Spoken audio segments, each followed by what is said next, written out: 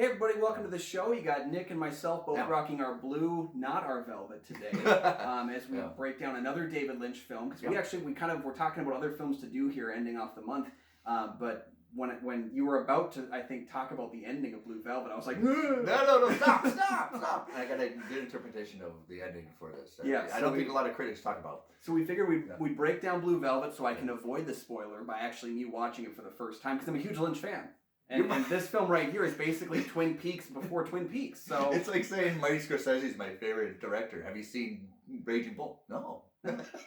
He's not on my Mount Rushmore, but like it's something where I go into it. So and this is my favorite David Lynch film, even though I regard some of them better as you move on. But this is my favorite one. Okay, fair enough. So here we go. We're in our blue, not our velvet. Talking Blue Velvet today on Kyle and Nick on Film.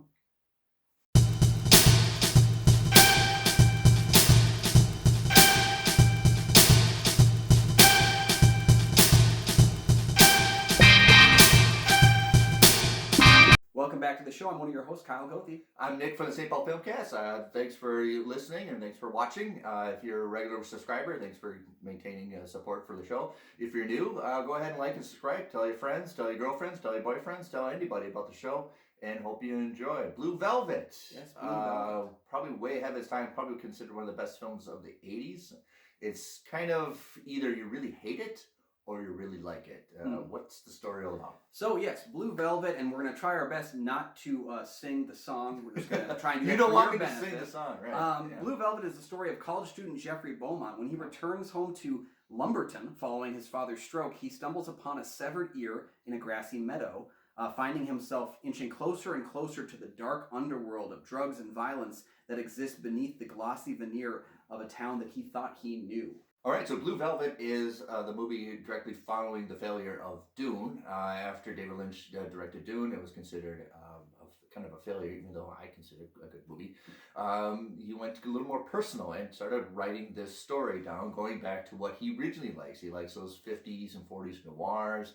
He does like this American style, this over glossy American looking, the cafes, the small towns, the cul-de-sacs, and where you can just walk out in the streets, the small town America. But here, he's going to eviscerate it with an unearthing current of like rotting underbelly.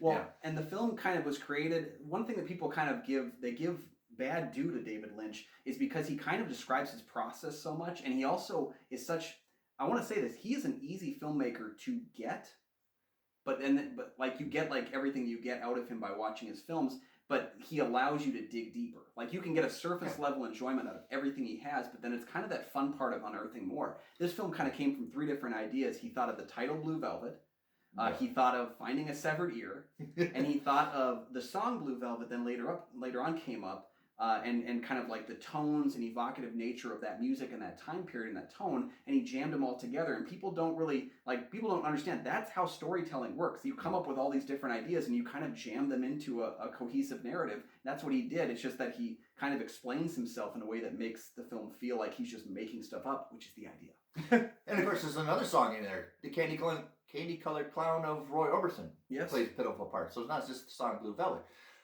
Here, I think multiple drafts, and you can understand right away that this is a very dreamy-like quality. Even the fire truck guy and the fire truck waving, and it's slow down. Here you got very shots of the house gardens and everything. But then once the schism starts, once he has I don't think he has an aneurysm.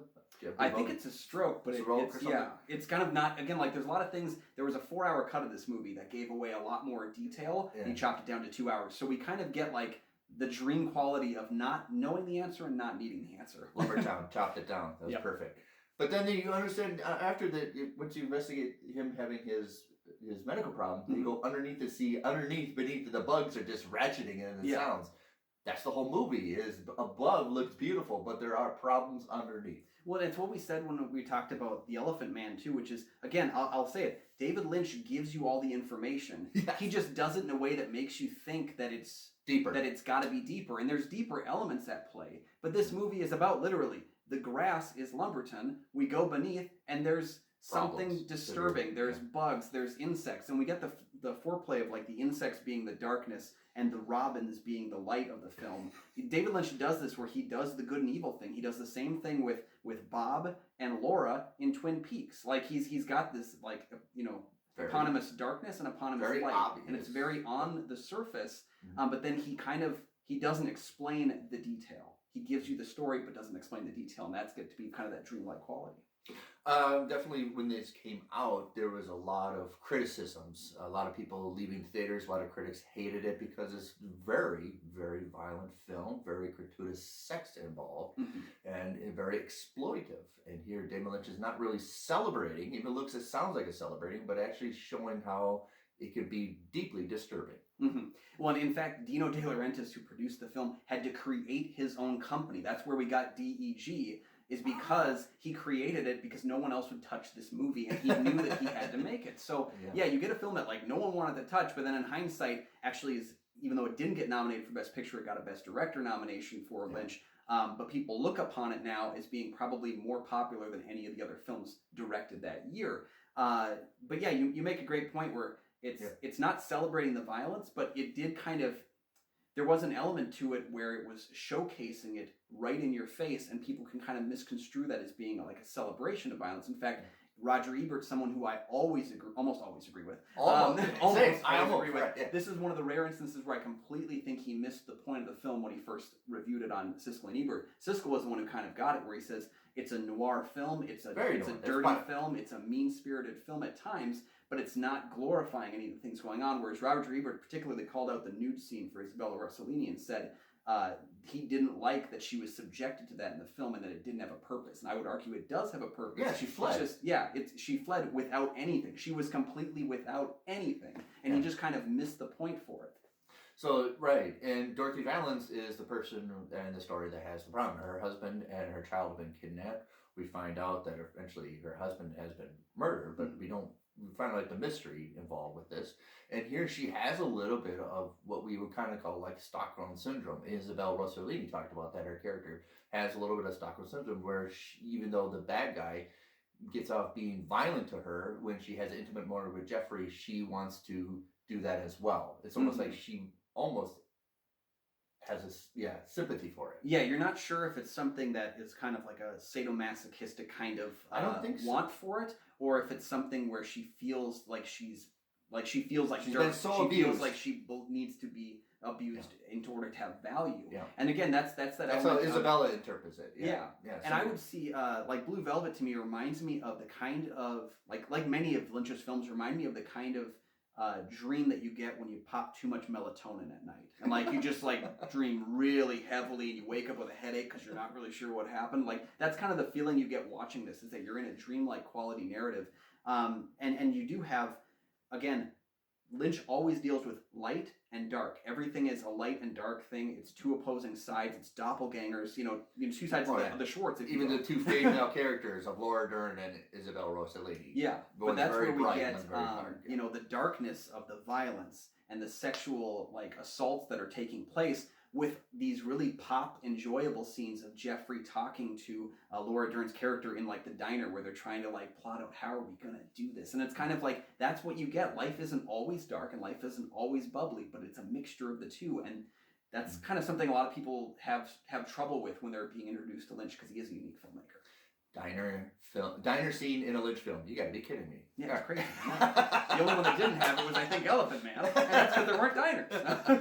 Cinematography is by Frederick Elms. If you're not familiar with him, he's worked a lot with Lynch. He did Wild at Heart after this movie, and it got a lot of accolades for Wild at Heart. Well, this movie too, but wasn't really as celebrated. For some reason, I think he's much more accomplished. This is much more talented than Wild at Heart, even though Wild at Heart he got a lot more accolades. And then he worked on with a lot with Ang Lee, I think with the Hulk, and then works with Jim Jarmusch with Coffee and Cigarettes and the latest one, The Dead Don't Die. So he's extensively works with a lot of artistic film directors. Well, and Elms too is one of those cinematographers who has a very rare gift in that he is extremely collaborative.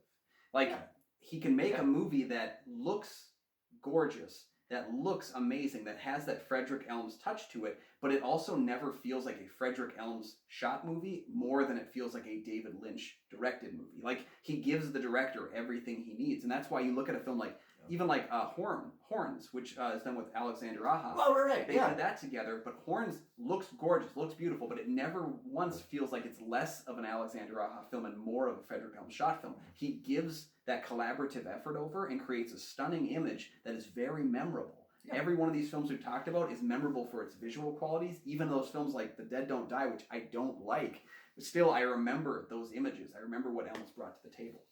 I think Dennis Hopper wasn't the first choice for this film, but definitely it's the same thing with Dorothy Valance. I think Isabella Rossellini wasn't the first choice. I think David Lynch wanted Helen Mirren because Helen Mirren is comfortable taking risks. But Dennis Hopper here is probably the most iconic villain outside Darth Vader for the 80s. Yeah. Well, and it's funny because, many people turned down the role because they found it too disturbing, too repulsive, whereas Hopper specifically, he almost begged to be in this movie. He told Lynch, he said, "I want to be Frank Booth.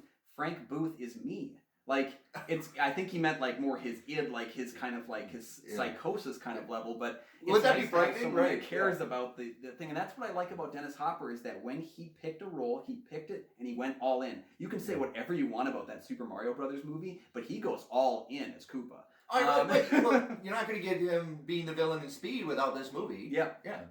And it's fun that we get that collaboration effort, because a lot of people think a David Lynch film, he must not have been as collaborative because everything feels like a David Lynch movie. But he was shockingly more collaborative than people gave him credit for. The original idea was that he was going to be inhaling helium.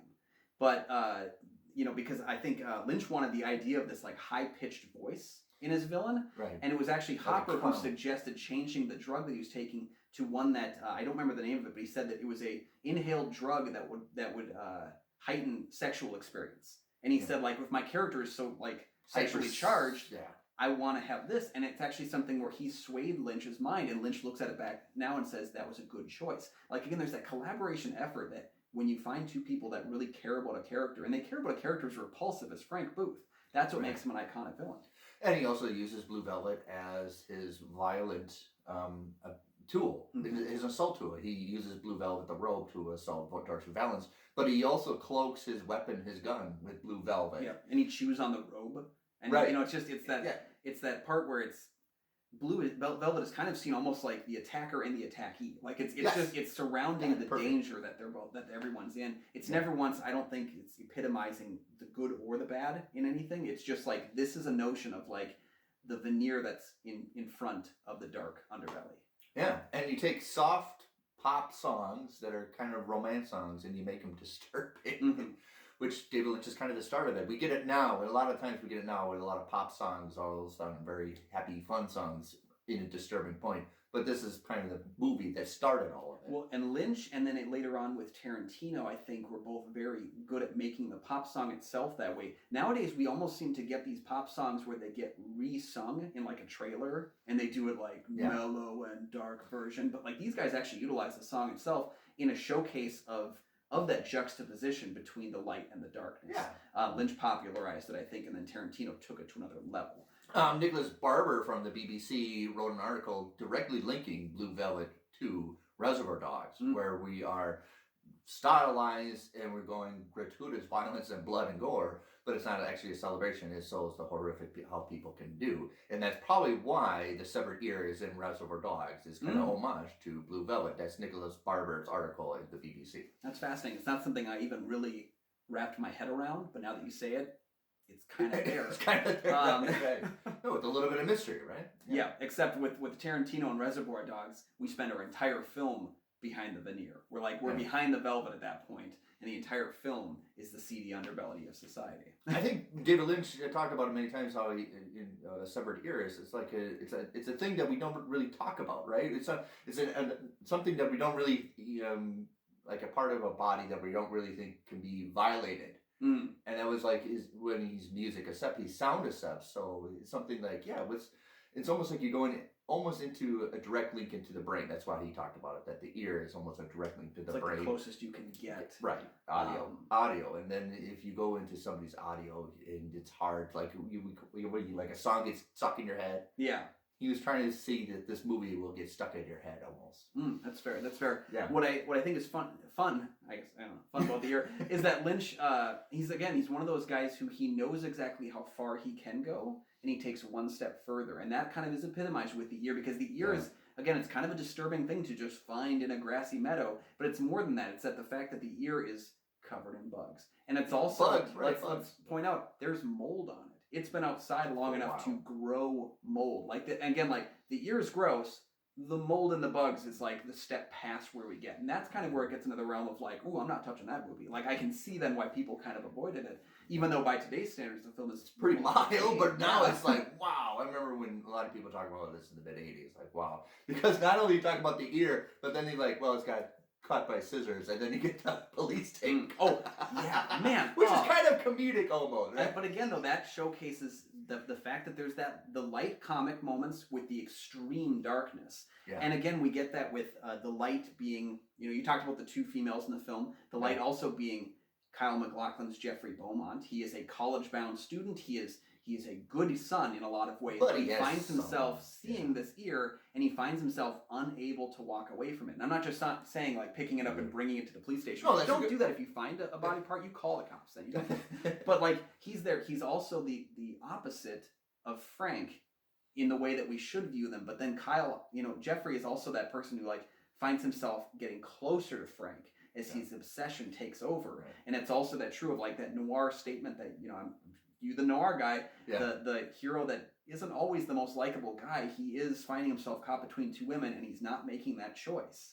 He's right. Yeah, Jeffrey is kind of like what we call a staple for noir. He's not all around a good guy. There are some dark sides to him. Yeah. I mean, he breaks into a person's apartment. He's presented as a good guy. Yeah, and then we start to peel behind the velvet, and we start to see that part of him. Whereas Frank is presented straight bad from the get-go, and he never once has like a redemptive moment.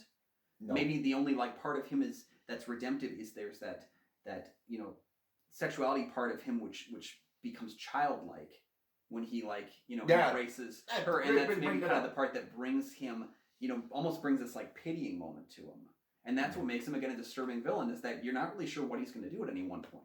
Yeah, there's almost a certain sense of being juvenile to this character, a sense of not really being able to have full maturity, and probably a sense of a